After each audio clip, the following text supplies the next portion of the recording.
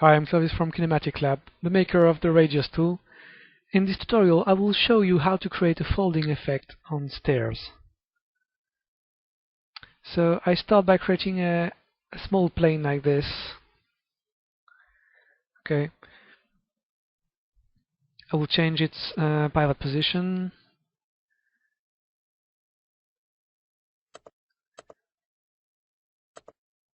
Just along this edge.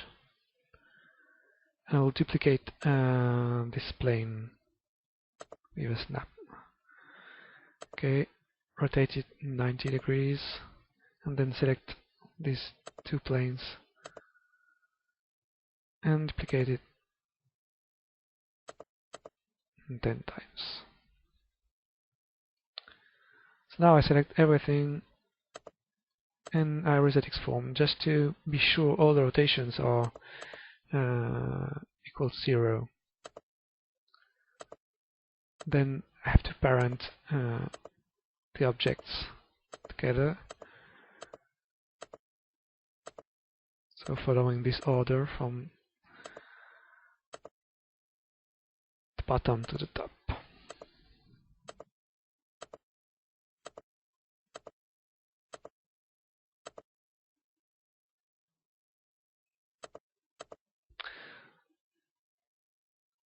So now if I double click on the first object and try to rotate local value, you can see that it rotates all the stairs, but it's not exactly what I want. I'd like a real folding effect. So to do that, I have to change the pivot orientation for these planes, just to be sure they will rotate in the inverse value. Okay, now if I double click on these stairs, okay, it's perfect. So you can see that if I go to minus 90 degrees or plus 90 degrees, it's going flat, completely flat, and it's a nice folding effect. It's exactly what I want. So I duplicate this chain 30 times. Okay. So now I have a lot of objects.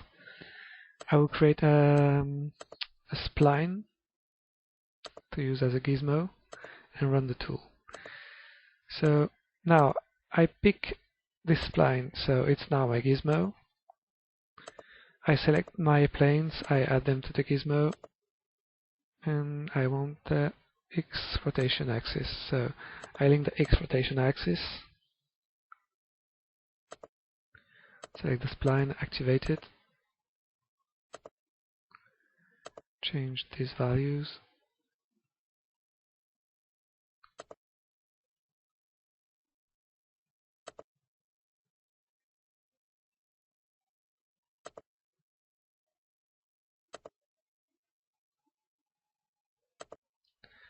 I have to increase the rotation value. Oh no, there.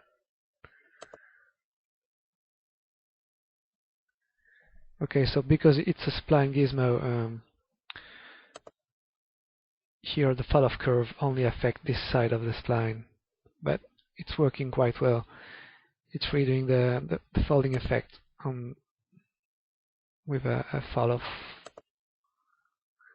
So I would like to see the effect on the whole stairs.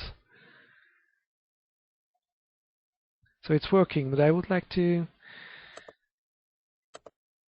I don't want the planes to rotate together. They rotate one after another. So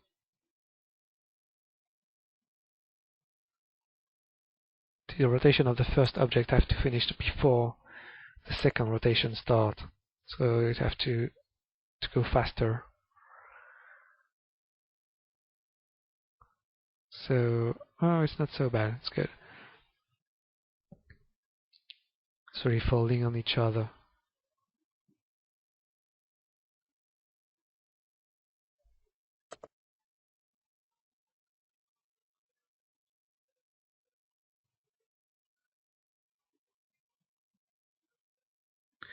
So it's exactly what I wanted to do. Let's add a shell modifier, be able to see a bit more the volumes.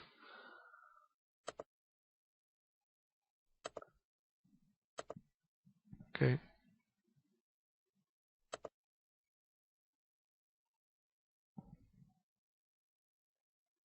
So it's a bit more clear. Now you really see the objects rotating, go exactly 90 degrees on each other.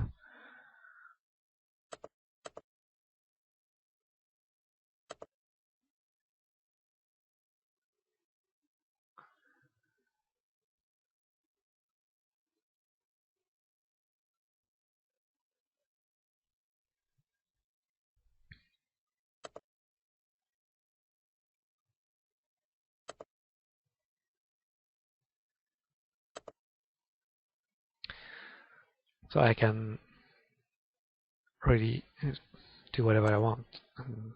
Rotate the gizmo, change the curve.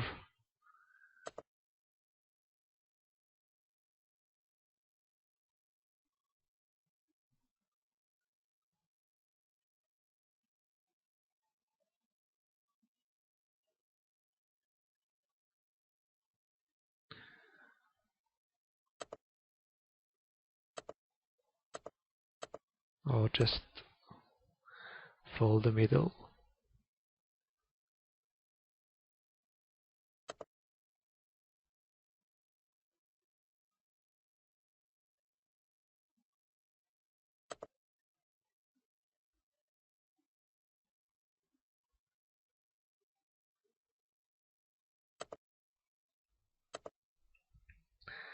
Also I can add some random values.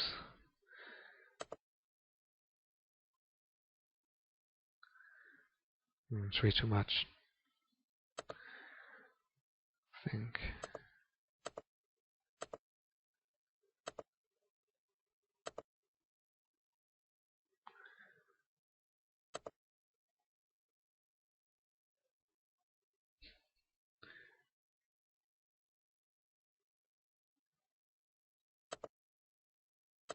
It's a bit too strong. I will just reduce it just to have just a little bit of random values. Okay, it's much nicer.